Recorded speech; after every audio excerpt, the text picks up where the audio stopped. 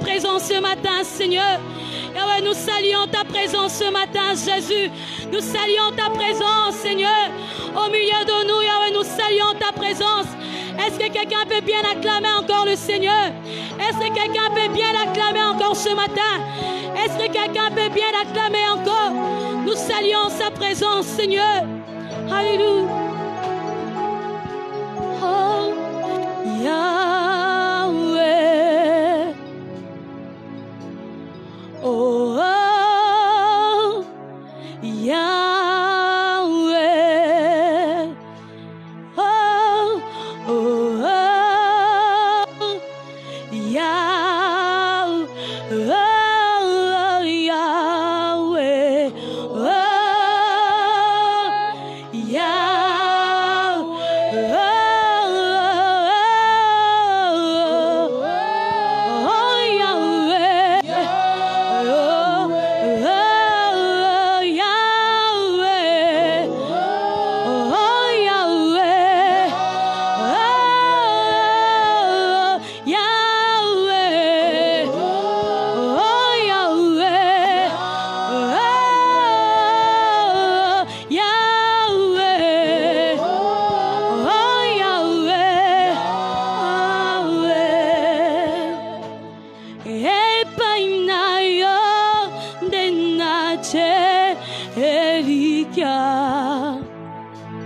naye kotika mobi banangai sale tena salalo kolayo ngai mwana nayo oh, oh, oh. Epai nayo denate naye koti kamobi bananga salete nazalalo kolayo gai mwana nayo. Oh, chantons tous ensemble. Epai nayo, epai nayo denache elika naye kotika mobi bana saretena nazala lokola yo Yahweh ngai mwana nayo ngai mwana nayo oh, oh.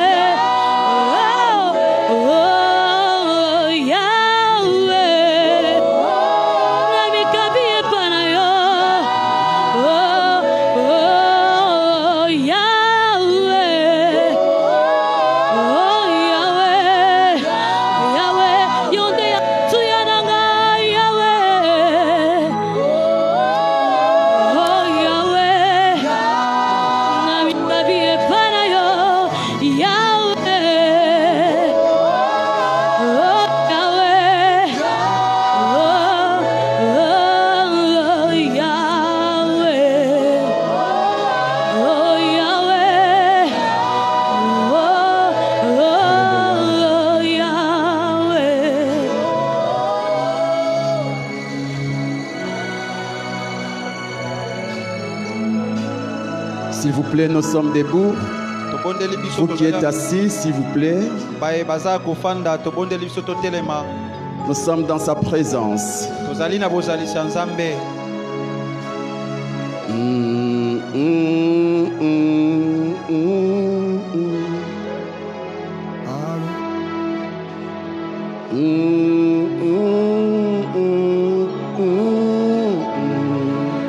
Tu peux chanter avec la chorale ces cantiques.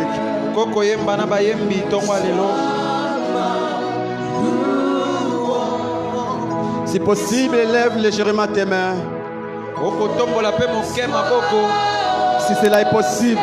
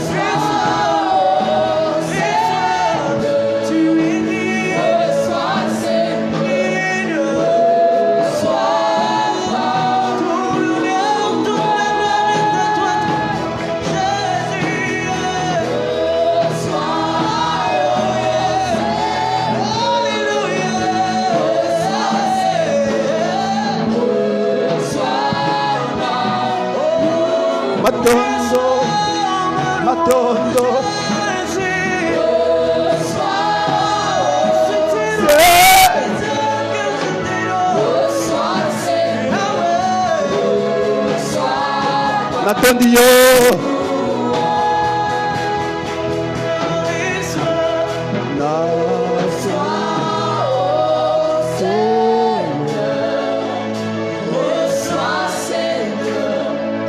Acclame Jésus.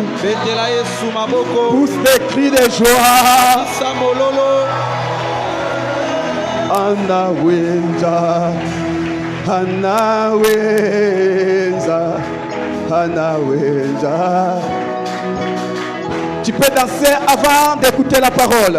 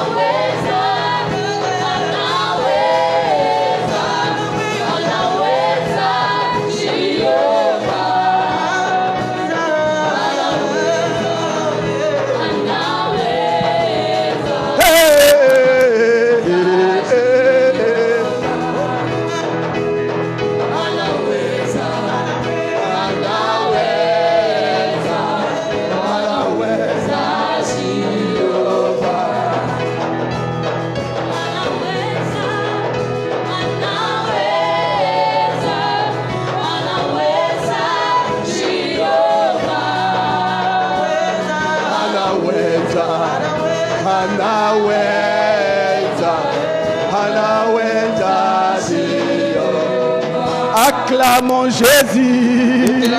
Poussez des cris de joie. Poussez des cris de joie.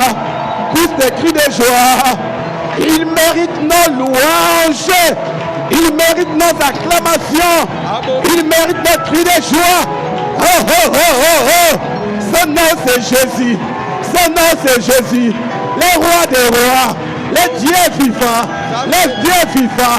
Le Dieu redoutable. Le Dieu qui guérit. Le Dieu qui change. Le Dieu qui transforme. Le Dieu qui libère. Le Dieu qui sauve. Son nom c'est Jésus. Alléluia. Amen. Que Dieu vous bénisse. Alléluia. Amen. Ne rate pas le ciel. Alléluia. Amen. Que Dieu vous bénisse. Ce matin, Dieu va nous faire énormément du bien.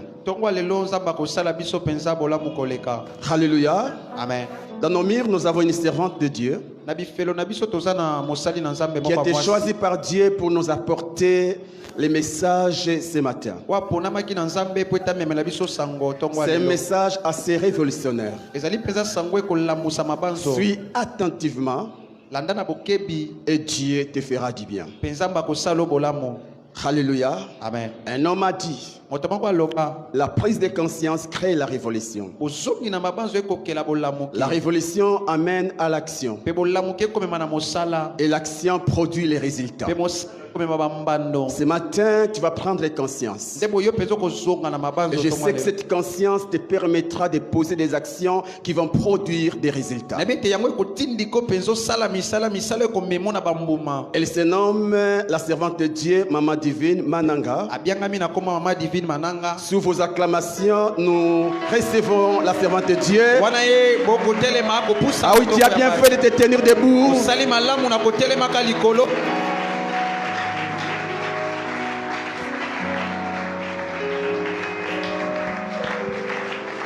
Amen, amen. Amen. Merci d'acclamer pour moi. Nous voulons acclamer pour les seigneurs. Alors que la chorale est en train de monter pendant quelques minutes, continuons à acclamer les seigneurs. Je parlais qu'on acclame les seigneurs. Je parlais qu'on acclame celui qui est mort pour nous à la croix. Celui qui a donné sa vie pour que nous puissions vivre. Il a accepté d'être pendu à la croix. Il a porté la couronne d'épines pour nous. C'est bien lui que je suis en train de dire que nous puissions acclamer. Nous acclamons Jésus. Le Jésus mort, ressuscité et il vit au siècle des siècles. Est-ce qu'on peut ajouter les cris de joie? Est-ce que quelqu'un peut pousser les cris de joie? Quelqu'un peut encore mieux le faire? Alléluia. Est-ce que tu peux disposer ton cœur? Dis au Père, je suis là ce matin, j'ai besoin que tu me parles.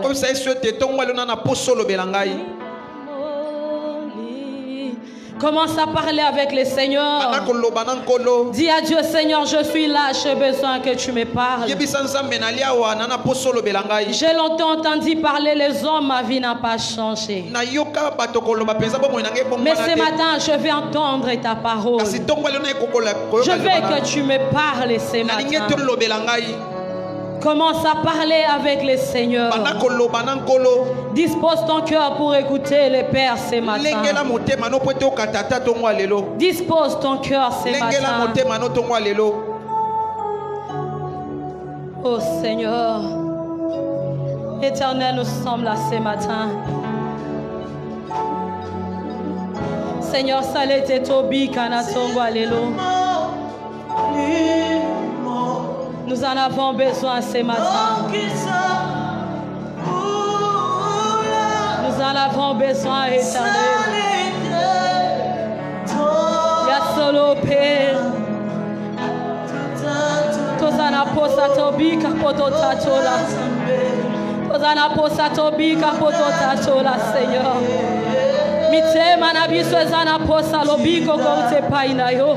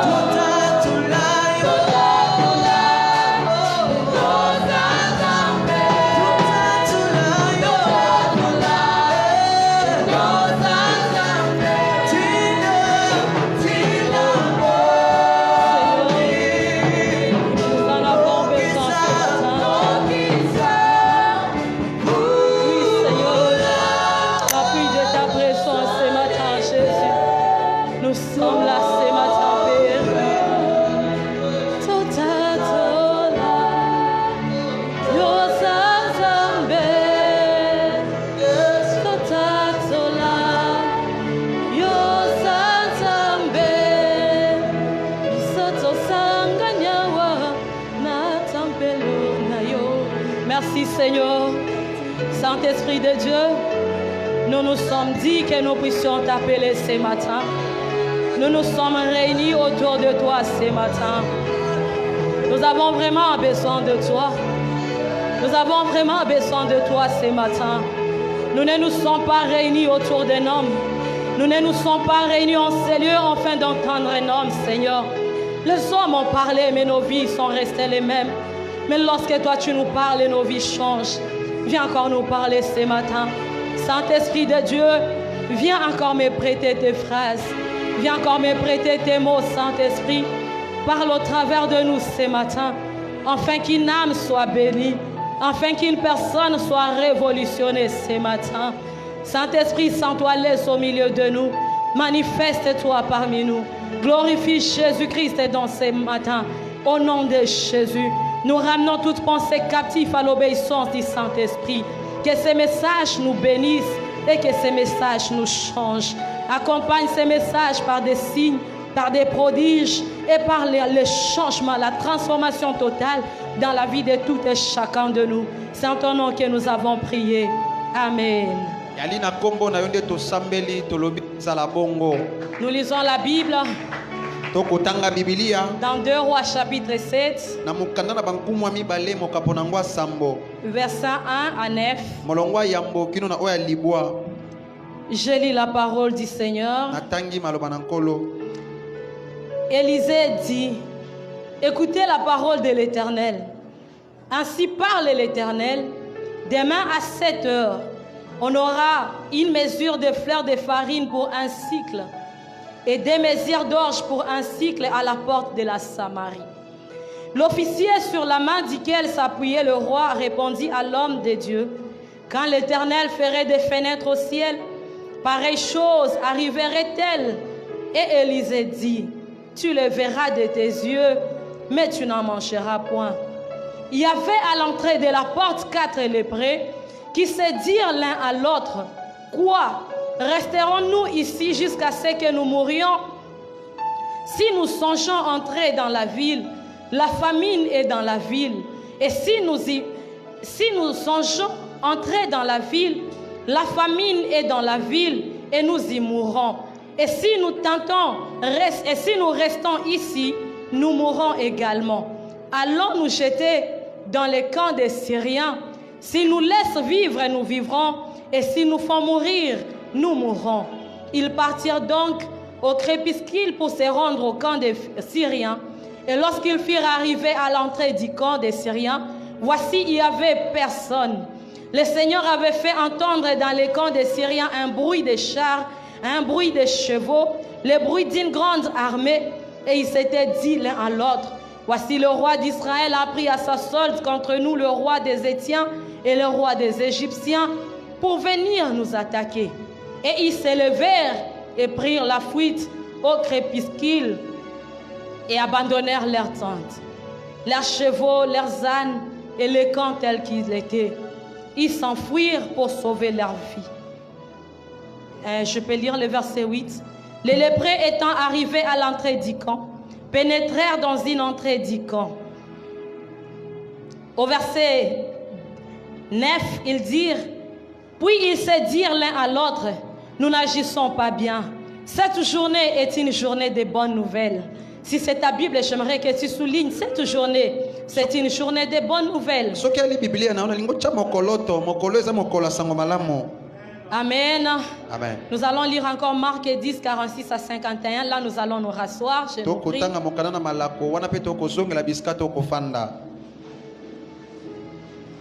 Ils arrivèrent à Jéricho.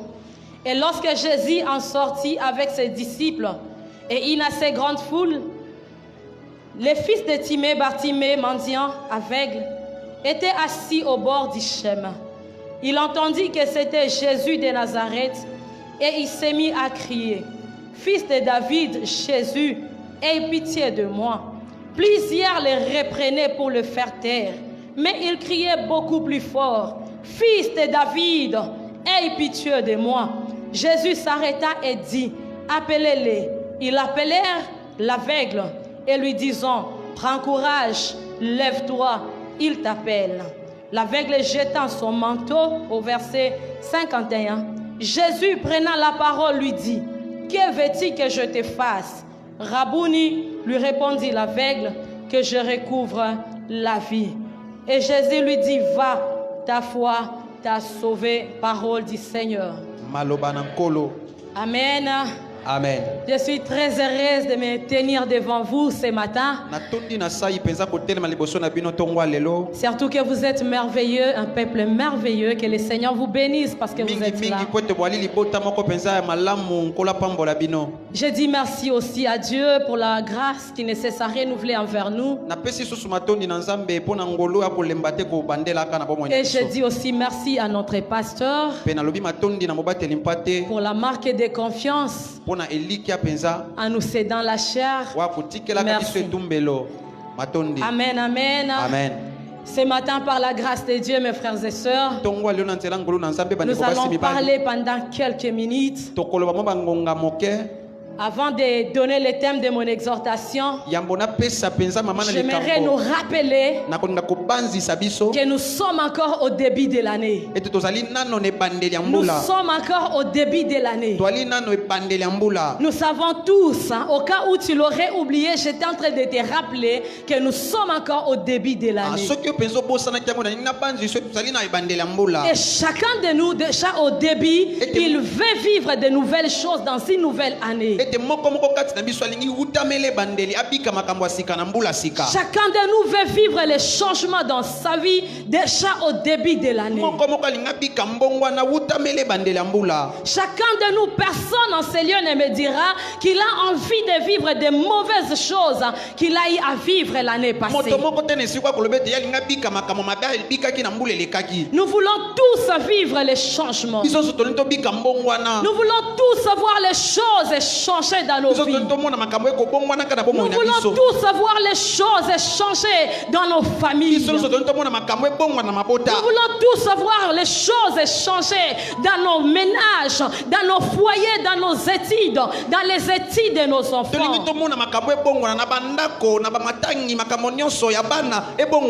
voulons voir les choses changer dans nos finances. Nous ne voulons pas vivre la médiocrité financière qu'on a vécue l'année passée. Et déjà au début, nous sommes en train de vouloir vivre les changements. Et nous aspirons tous au changement. Dans notre vie spirituelle, nous voulons vivre les changements. Dans notre environnement, nous voulons vivre les changements. Mes frères et sœurs, vouloir vivre les changements n'est pas une chose mauvaise. Vouloir voir les choses changer dans nos vies autour de nous n'est pas une mauvaise chose. C'est une très bonne chose. Mais permettez-moi, bien-aimés dans le Seigneur, avant d'entrer dans le vif de mon message, de répondre ou de rappeler quelques phrases que notre pasteur Justin nous avait dit au début de l'année 2019.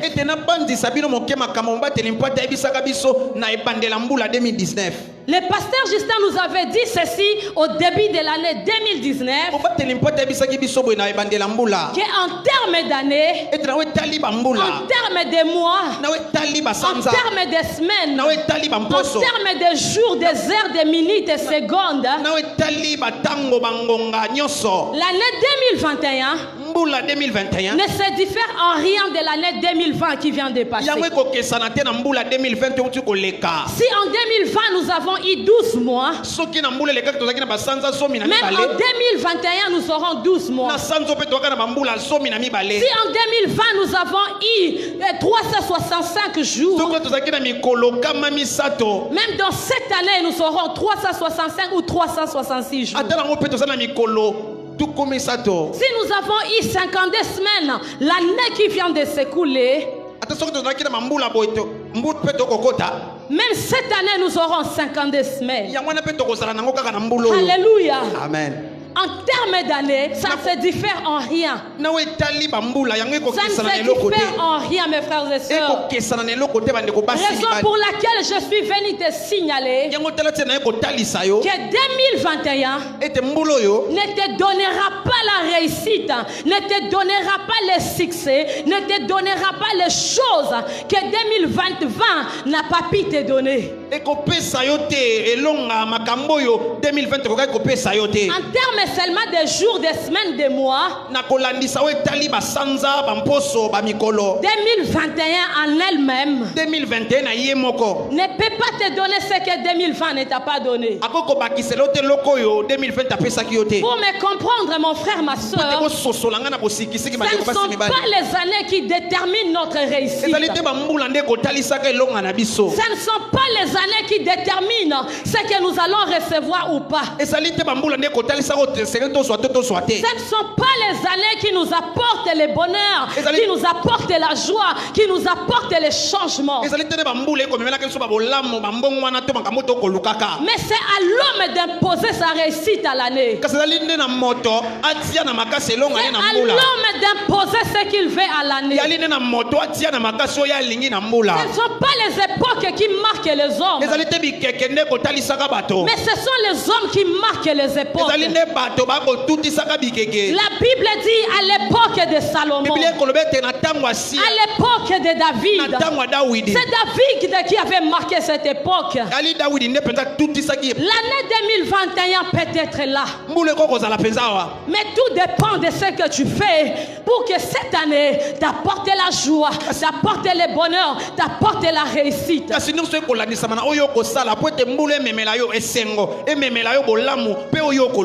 Alléluia. Amen. Alléluia. Amen. Même lorsque quelqu'un te souhaite, te dit que cette année t'apporte la richesse, en soi l'année en elle-même ne nous apporte pas la richesse.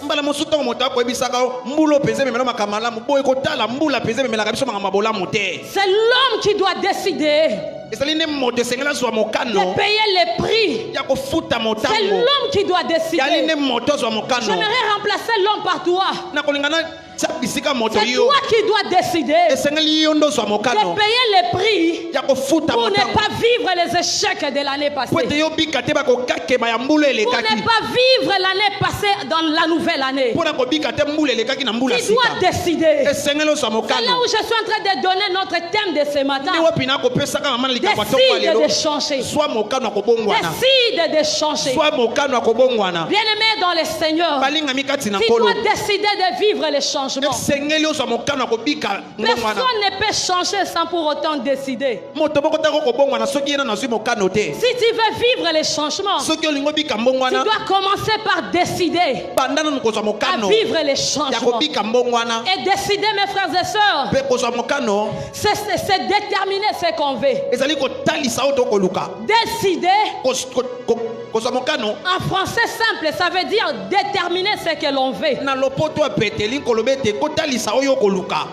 Qu'est-ce que tu veux?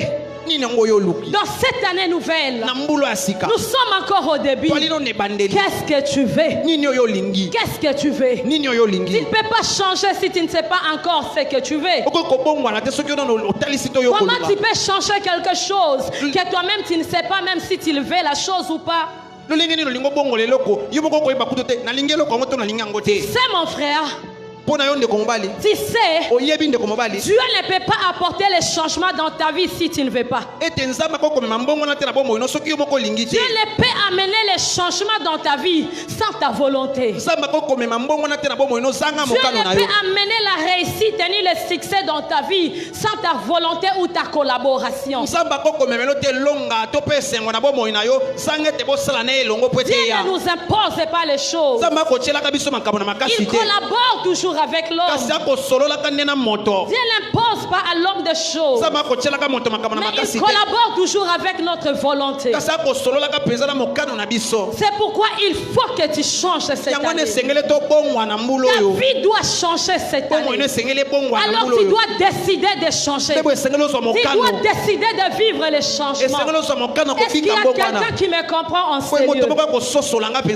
Alléluia. Amen. Cette année tu dois décider de vivre vivre les changements. Lorsque je lis la Bible dans Marc chapitre 10, au verset 46 à 51, lorsque je lis ces passages, on nous parle de Bartimée l'aveugle. Il était mendiant. Il passait sa vie dans la rue. Il était là un jour, il avait entendu que Jésus passait. Et il a commencé à crier, Jésus-Christ, fils de David, aie pitié de moi. Et lorsque Christ s'est arrêté, il a dit, appelez-moi cet aveugle, appelez-les. Lorsqu'on a appelé Bartimée, quelque chose m'a choqué. La question de Jésus. Il a posé la question, que fait-il que je fasse pour toi? Mais Jésus, comme les Quinois disent à Tayomoko, tu vois bien que je suis aveugle. Tu vois bien qu'en venant auprès de toi, on m'a tenu la main. Mais tu me demandes encore, que veux-tu? Alléluia. Amen. Une chose est vraie, c'est pas que Jésus ne connaissait pas les problèmes de cet aveugle. C'est pas que Jésus ignorait que Bartimée était aveugle. Jésus a vu bien que Bartimée était aveugle. Et Jésus savait que les problèmes de Bartimée étaient qu'il recouvre la vue. Mais il lui a posé la question pourquoi? Parce que Jésus voulait voir si réellement il a le désir. Si réellement il désire, il est déterminé à vivre les changements. S'il était déterminé à recouvrir la vue. Et l'aveugle Bartimée répondit à Jésus que je recouvre la vie. Bien-aimé dans le Seigneur, Bartimée avait décidé de vivre les changements. Il était déterminé à vivre les changements. Tu me diras comment? Lorsqu'il a entendu que Jésus passait, il a commencé à crier au milieu de l'adversité. Malgré les oppressions de la foule, malgré qu'il ne voyait pas, la foule pouvait l'écraser, la foule pouvait la mettre par terre, la foule pouvait la blesser davantage. Mais plus on la faisait taire, plus on l'oppressait, plus Bartimée criait. Il était déterminé. Il avait décidé qu'aujourd'hui, fils de David, je dois recouvrir la vie. Alléluia. Amen. Il avait décidé de vivre les changements. Il avait décidé de retrouver la vie ce jour-là. Parce que celui qui avait ses yeux passés, alors il était déterminé. Alors mon frère, ma soeur, tu dois décider de recouvrir la vue. Je ne sais pas dans quel domaine de ta vie tu ne vois pas. Tu dois décider de vivre les changements. Malgré les adversités autour de toi, malgré les oppositions, malgré que ce n'est pas facile. Pour Bartimée, ça n'avait pas été facile. Mais il était déterminé. Et il avait obtenu son miracle. Alléluia. Amen. Alléluia. Amen. Malgré l'opposition, sois déterminé. Malgré les oppressions, décide cette année de changer. Décide cette année de vivre les changements. Décide cette année que ta vie change. Décide cette année que les situations par lesquelles tu passes changent. Tu peux décider comme Bartimée. La maladie peut te quitter comme Bartimée. Alléluia. Amen. Est-ce qu'on est ensemble?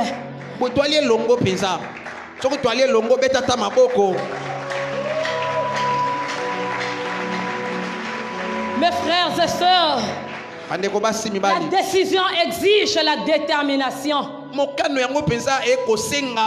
La décision exige la détermination, la fermeté, la persévérance.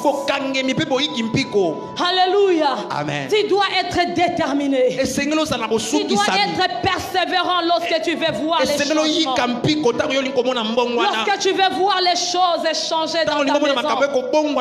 Tu dois être persévérant. Tu dois être patient. Tu dois être patient et déterminé jusqu'à ce que tu vas vivre les changements. Jusqu'à ce que tu vas voir les changements.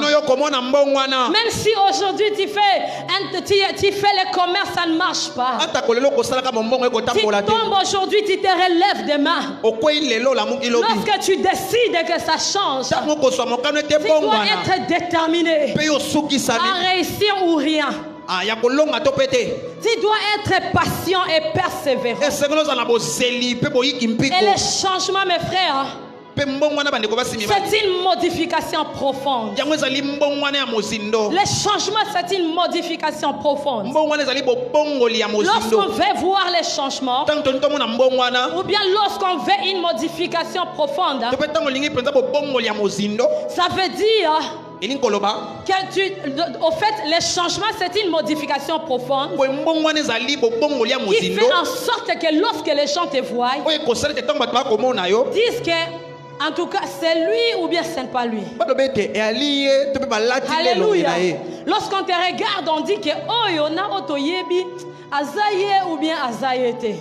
Mais bamisousu ba comme on loba azaye mais a changé.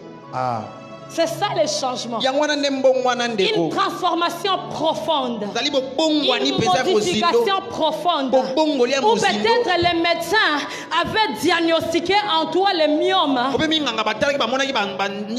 que lorsque tu es déterminé à vivre les changements dans ton corps, et que Dieu a opéré un miracle, tu rentres à l'hôpital chez les mêmes médecins. Et les médecins là se disent, est-ce que vraiment ces résultats sont vrais ou pas? Alléluia. Amen. Alléluia. Et pour vivre les changements, tu dois connaître ce que tu veux. Les changements, c'est encore le passage d'un état à un autre. C'est un passage d'un état à un autre. Tu étais malheureux et tu deviens heureux. C'est ce qu'on appelle les changements.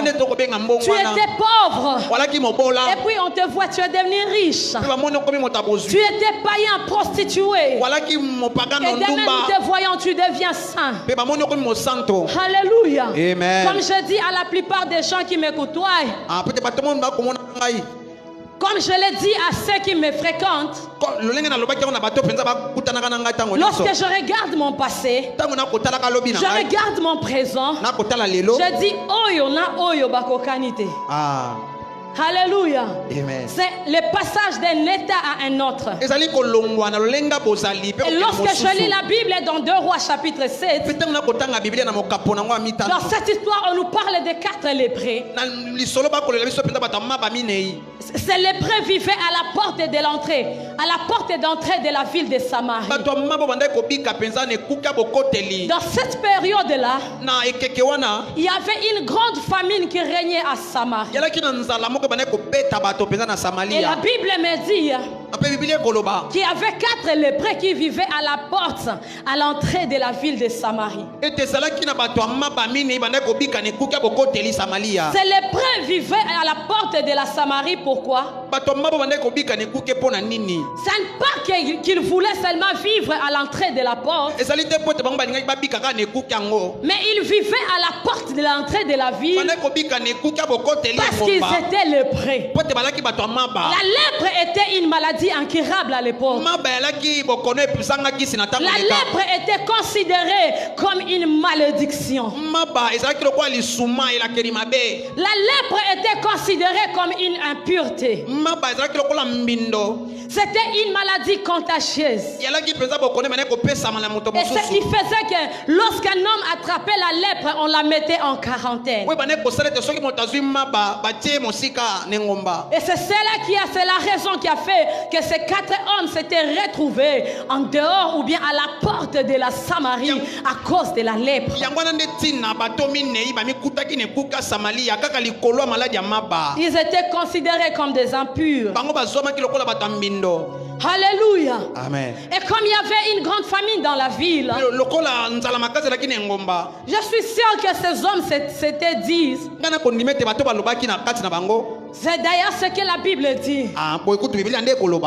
Ils étaient là au comble de leur malheur devant la porte de la Samarie. Ils étaient là malheureux. Ils étaient dans les malheurs, dans la souffrance, en dehors de la ville. Alors ils se sont dit l'un à l'autre, si nous restons ici, nous allons mourir avec la famine. Et si nous entrons dans la ville, il y a aussi une grande famine dans la ville. Nous allons mourir parce que rien n'entrait dans Samarie et rien ne sortait. Il y avait une grande famine. Et à cette époque, les Juifs étaient assiégés par les Syriens. Et les prêtres se sont dit, si nous disons que nous allons chez les Syriens, les Syriens vont nous tuer. Alors que faire? Qu'est-ce que nous allons faire? Si nous restons ici, nous allons mourir. Si nous entrons dans la ville, nous allons mourir. Si nous allons à l'autre côté, nous allons mourir. Alors ils ont décidé. Alléluia. Amen. Ils ont décidé. Ils ne sont pas restés là sur place. Ils se sont dit, allons seulement nous jeter dans les camps des Syriens. Si les Syriens nous laissent vivre, nous vivrons. Et si les Syriens nous tuent, nous mourrons. Au moins, nous aurions décidé de voir les changements. Bien aimé, les changements ne viendront pas comme ça. On ne présentera jamais les changements comme sur un plateau d'eau. Sur un plateau, on t'amène changement. D'autres cas changement. Jamais. Alléluia. Amen. Alléluia. Amen. Tu dois décider. Peut-être tu as la gastrite à l'hôpital, on a dit chronique. On a dit peut-être ta maladie est incurable. Même quand je mange les piments, ça me fait mal. Même quand je ne mange pas, ça me fait mal. Alors je décide. Alpha Oyo na gêné. Amen. Ce qui n'a okufa, na kufa kaka. Ce qui peut na vivre kaka. Mais pour vivre, na décidé. Amen. Et lorsque les 4 lépreux ont décidé, la Bible dit, alors que les 4 lépreux avançaient, l'Éternel Dieu faisait entendre dans les camps des Syriens les crépuscules de leurs pieds comme des pneus de grands chars. Et les Syriens avaient pris fuite. Et les lépreux ils avaient trouvé tout ce dont ils avaient besoin. Ce que j'ai aimé dans cette histoire, les lépreux premièrement,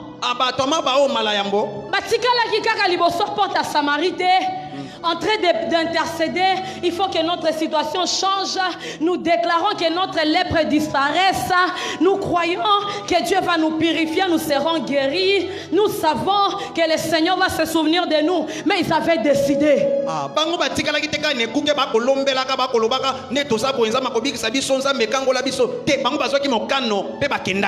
Alléluia. Amen. Au-delà des déclarations, au-delà des prières que tu peux faire, tu dois décider de vivre les changements. Tu dois décider. Tu dois décider de voir les choses changer. Et ce qui m'a plu encore dans cette histoire, est que les 4 lépreux n'ont pas seulement vu les changements dans leur vie, mais ils ont apporté aussi les changements Les changements de situation dans toute une ville. Il ne m'a pas bien compris. J'étais en train de dire que les lépreux n'ont pas apporté seulement les changements dans leur propre vie, mais ils ont apporté aussi les changements de choses dans toute la Samarie. Là où il y avait la famine, en un seul jour, la famine était finie. La famine était finie. La famine était finie. Et ils ont dit eux-mêmes que c'est une journée de la bonne nouvelle. Alléluia. Pendant que la Samarie avait passé beaucoup de temps dans les deuils, dans la souffrance, dans la famine, un seul jour, par les lépreux, l'histoire a changé. Les choses avaient changé en Samarie. Peut-être tu es là, tu te dis. Peut-être tu te dis que moi, en tout cas dans ma famille, on ne me considère pas. On ne me considère pas. On ne considère pas ma vie, ma façon de chercher Dieu.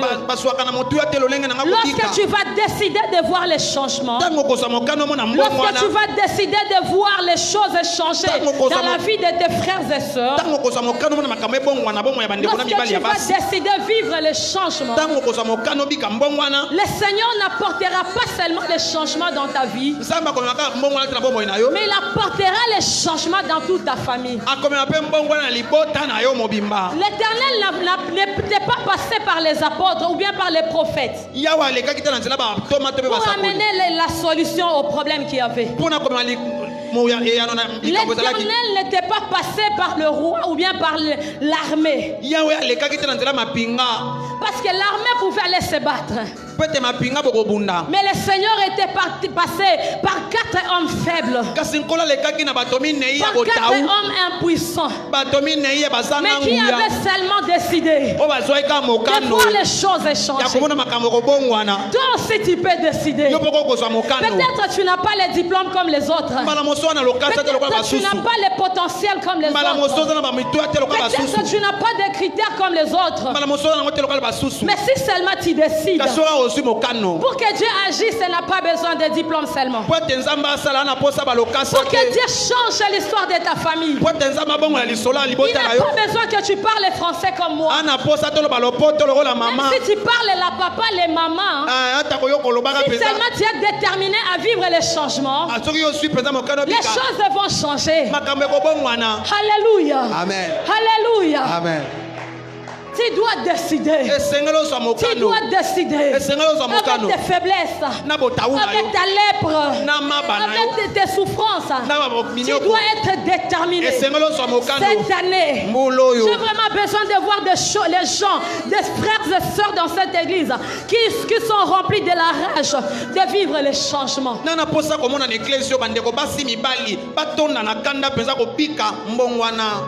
Alléluia. Amen. Alléluia. Amen. Moi vraiment j'ai besoin de vivre les changements. J'ai décidé de vivre les changements. Que le temps soit favorable ou pas. Ceux qui collent la nation la likaka na se mais pour vivre ma cambo changer. Amen. Olia te na zo lukaka ka changement. Transport ezalez à la tête tombe taka makolo. Amen. Alléluia. Amen. Il faut ma cambo changer. Amen. Na vie na yo. Na monio mingi umeli la situation il faut vraiment changer. Amen.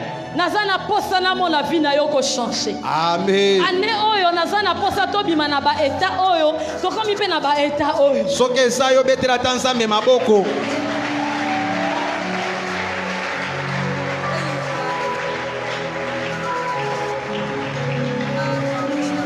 Alléluia. Amen. Et lorsque nous lisons la Bible dans les livres d'Esther, Esther, au chapitre 3, on est en train de nous montrer comment il y a une loi de mort qui avait été signée contre le peuple juif. Et au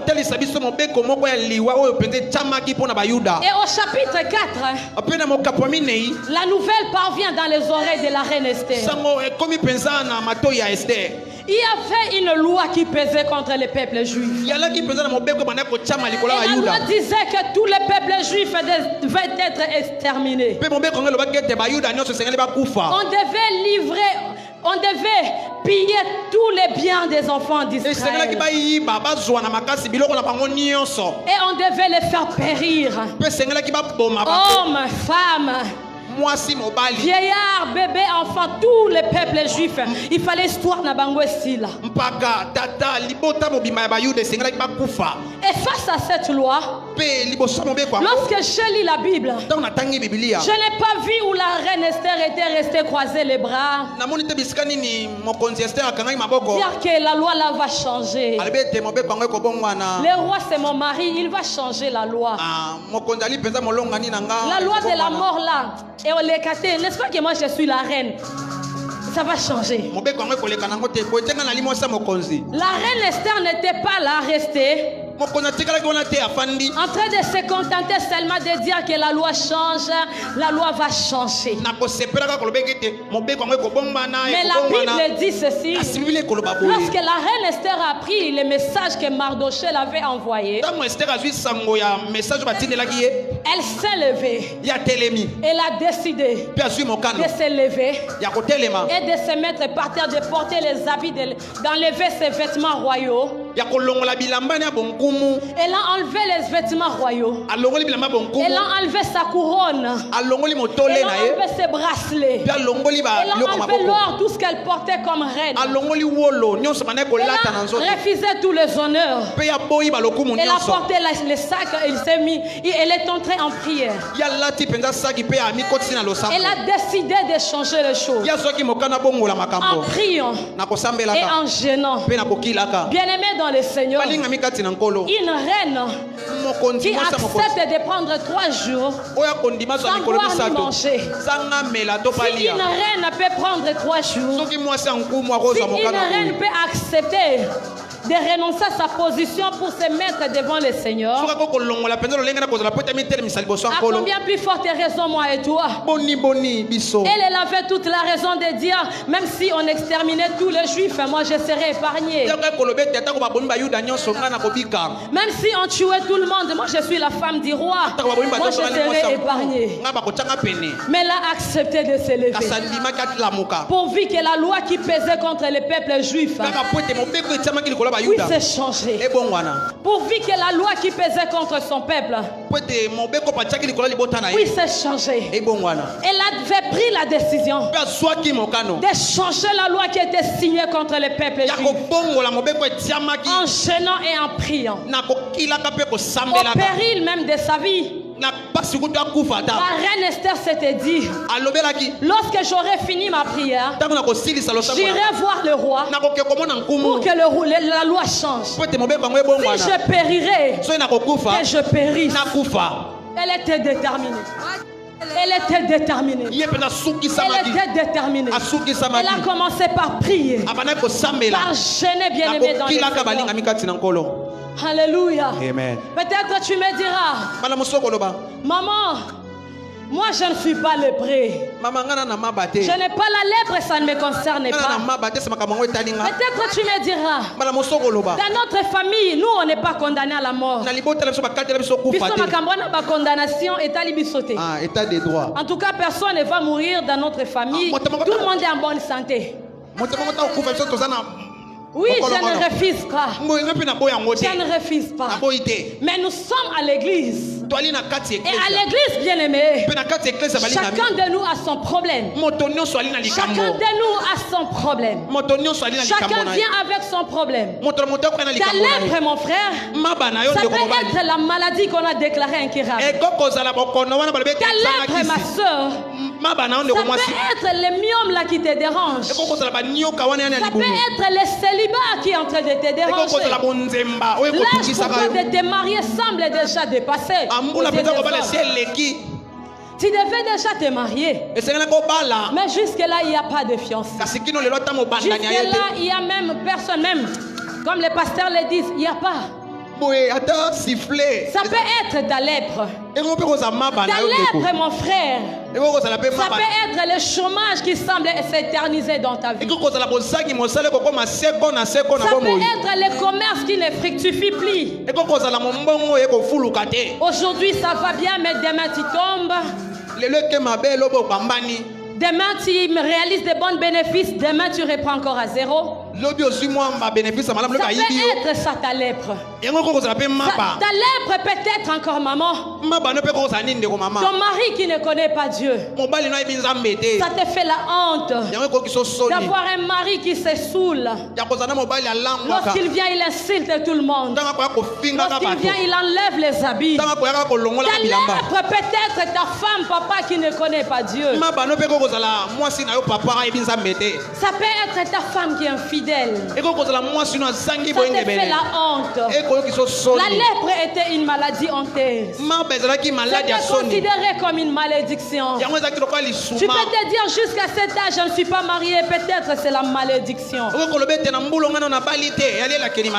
peut être ta lèpre ce matin. Ça peut être ta pauvreté.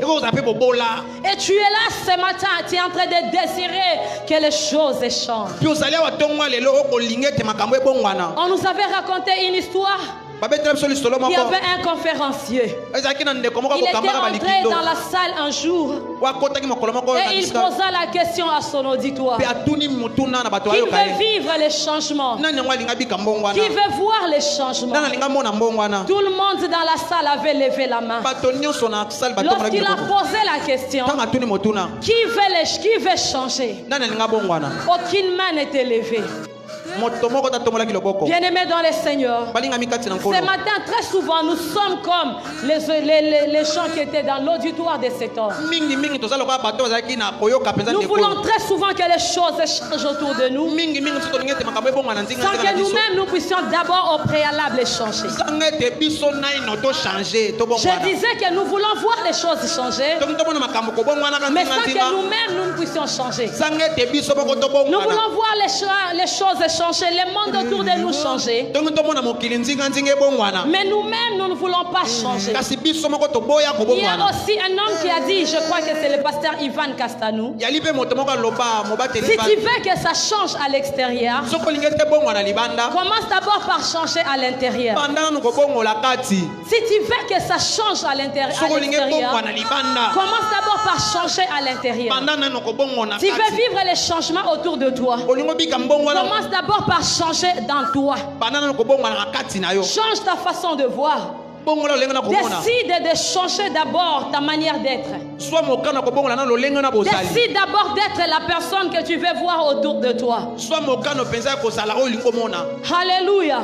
Amen. Et si tu veux que ça change dans tes finances, tu dois décider de changer tes mauvaises manières là, de bouffer tout ce que tu as,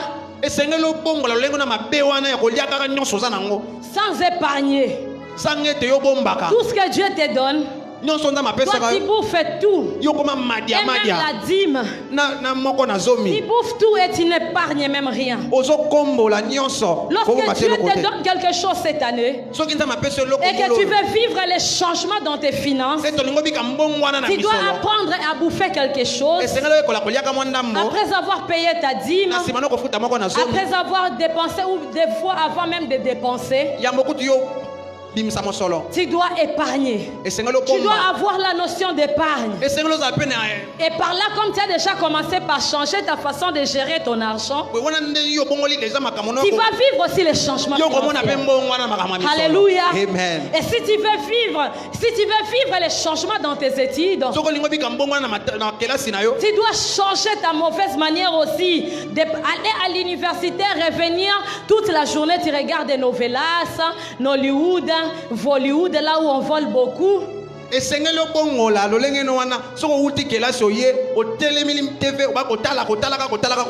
apprendre à lire et à relire tes cours. Et tu vivras les changements dans tes études. Tu veux que ça change, bien-aimé, dans ta vie spirituelle. Tu veux que ça change dans ta vie ministérielle. Tu dois changer tes mauvaises manières. Où tu passes toute une nuit en train de dormir. Tu vas au lit à 20h et tu te réveilles à 8h. Et tu te dis, cette année, explosion dans mon ministère. Année, on a comme manifesté onction. Mais tu dors 20h à 8h.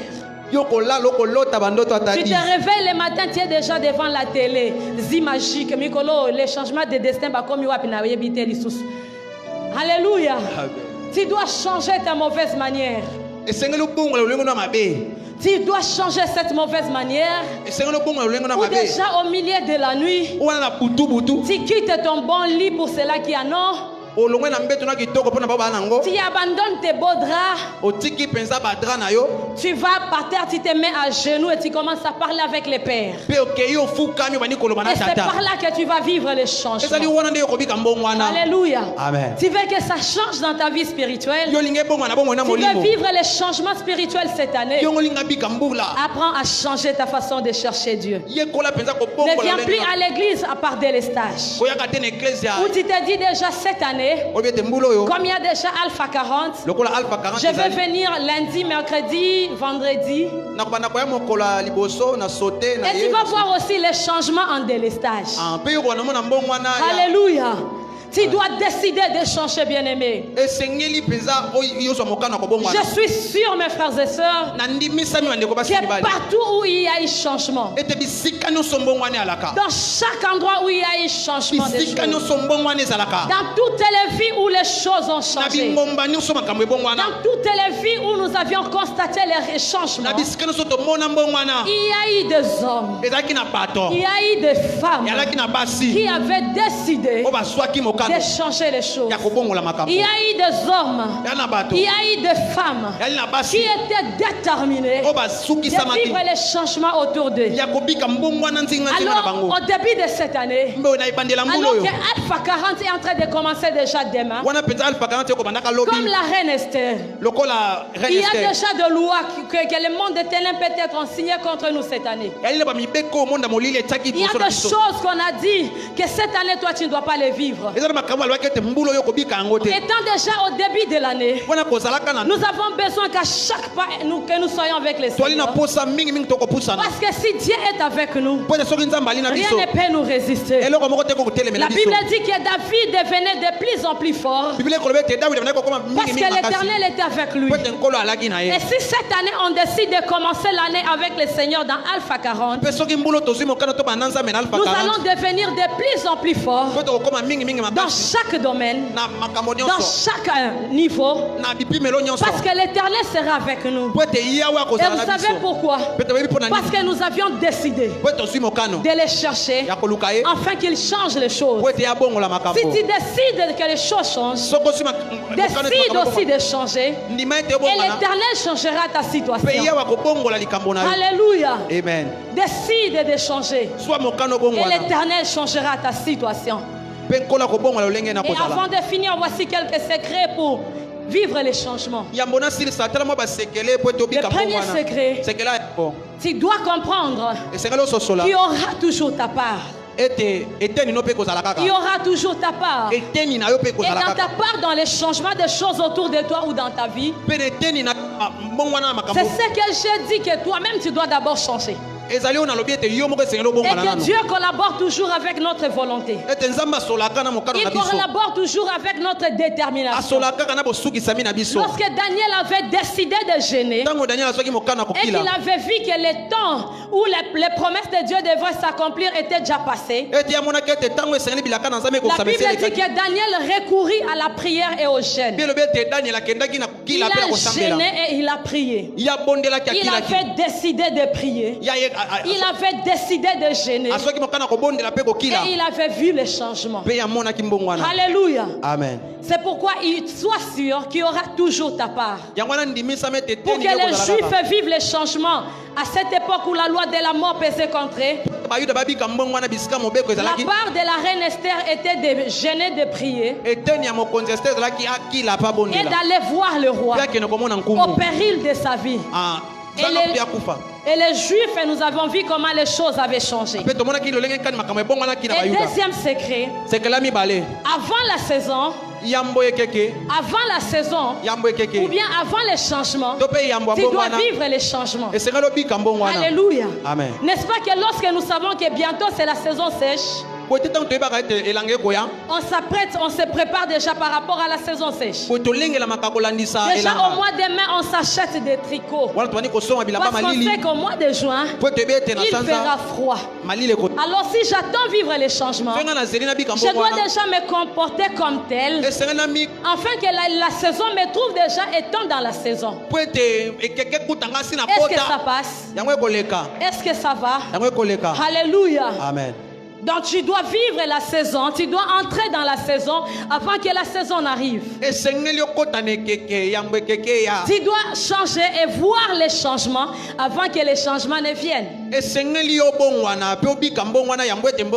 le troisième secret pour finir, tu dois écouter et obéir toujours au Saint-Esprit. Alléluia. Amen. Ici, tu dois accepter de changer tout ce que le Saint-Esprit te demandera de changer. Le Saint-Esprit peut te demander de changer ta garde-robe. Alors ne le résiste pas. Il peut te demander de changer la disposition de ton salon. Sois seulement souple. Fais-le. Il peut te demander de changer la peinture de ta maison. Il peut te demander de changer la manière de t'habiller. Parce que l'homme qui doit t'épouser, il aime des femmes qui s'habillent comme des princesses. Mais quand tu t'habilles en kangadadi là, et quand tu mets seulement des courtes jupes, il n'y aura pas moyen qu'ils viennent. Et le Saint-Esprit étant un meilleur coach, il vient, il te dit pour vivre les changements, tu dois changer ta manière de t'habiller. Tu dois changer ta manière de parler. Si tu parlais trop lingala, il te dit non, apprends à parler même un peu de français, un peu d'anglais. Alléluia. Il peut te dire aussi, à la formation déjà que tu as, ajoute l'informatique, ajoute l'anglais, fais ça. Le Saint-Esprit peut te dire. Alors ta part de responsabilité, c'est d'être sensible et d'obéir aux ordres du Saint-Esprit. Est-ce que quelqu'un veut vivre les changements cette année? Alléluia. Amen. Cette année, vraiment, moi, je vais voir les choses changer. Je pensais que toi, si tu voulais voir les choses changer, je vais te voir vivre les changements. Je vais voir cette maladie se transformer en la guérison dans ta vie. Je vais voir toi qui étais une femme pleureuse devenir une femme souriante, une femme heureuse. Toi qui étais cet homme-là où tu n'avais que des dossiers, j'ai l'honneur. Je vais vraiment cette année te voir devenir un homme heureux, un homme équilibré, un homme qui marche même comme ça parce que les choses ont changé.